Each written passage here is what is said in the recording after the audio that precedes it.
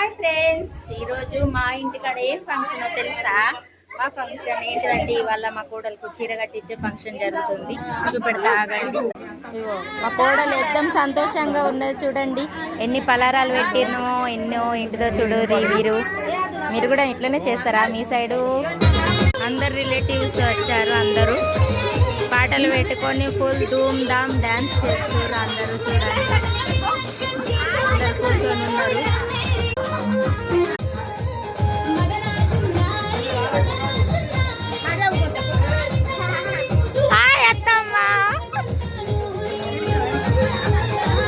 ఇగో మా వీడియో అన్నయ్య కూడా ఫోటో తీస్తుండ్రు. చూడుర్రి, చిన్న బాబుని ఎత్తుకొని మస్తున్నారు.